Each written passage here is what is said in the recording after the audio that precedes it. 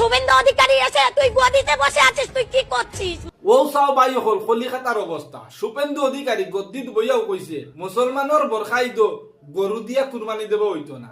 তাই আর কি তো হইছে, মুসলমানও সবর করিয়া বই থাকছই। এখন কি তো হইছে দেখা যার যে মুসলমানে গরু খাটিয়া যে কুরবানি দিতা না, লস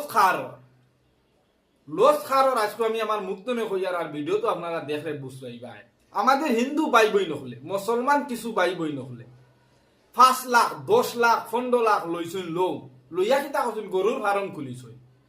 গরুর ফার্ম খুলিয়া গরুরে বালা করে খাওয়াই দাওয়াইয়া তাজা মানাইরা কোন আশায় যে তারা মুসলমানের বরখাইদের সময় গরু দুরা 2 টাকা বলান দিয়া বেচিতা দাম পাইতা।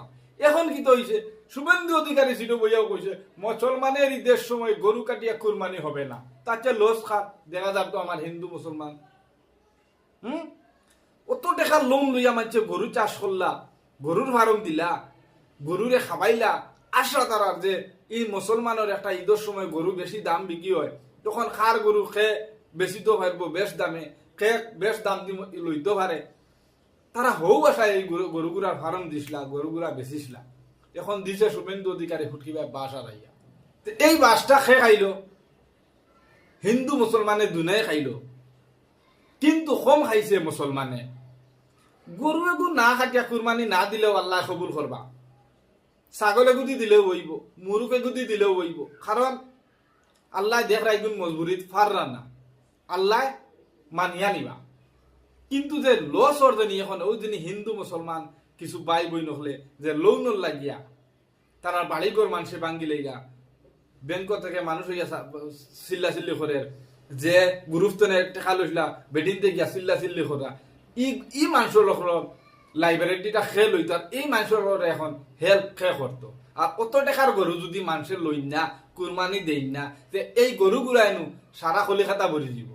তো বাই হলে কাম করো, আপনার ও ভিডিওটা থোড়া শুনিলাও, আর এই ভিডিওটা বেশি বেশি করে শেয়ার করি, অন্যরে দেখার সুযোগ করে দাও। না তো গলায় দড়ি দিতে বলো, আর না হলে বিষ আনতে বলো। বিষ তো ফ্রি পয়সায় পাওয়া যাচ্ছে। রেখা তো ও গরু লাগাচ্ছে, কোন আটকেলে ও খাওয়া দিতে পারবে, এককাল গোবর ফেলতে পারবে। আমার 5 লাখ টাকা লোন নেওয়া, সব মহিলারা এসছে আমার বাড়িতে, এসে বলছে লোন শোধ করো। আমি কি করে করবো, চলো আমার বাড়িতে কি অবস্থা। শুভেন্দু অধিকারী এসে তুই গদিতে বসে আছিস, তুই কি করছিস? মানুষকে এরকম করে ওই হিন্দু ধর্মতে সবকিছু তো নষ্ট করে দিচ্ছিস। আমাদের ঈদটা করতে দিক, আমরা গরুগুলো বিক্রি করি, কিছুটা যেন অন্তত মুক্ত হই। মুসলিম বা তারাও হিন্দু, তারা তো মিশছে একসাথে, আমরা তো একসাথে আছি। তারা কোনোদিন দেননারি করেনি কি কারু আমাদের গলা ধাক্কান দিয়েনি। ওদের কুরবানিটা ওদের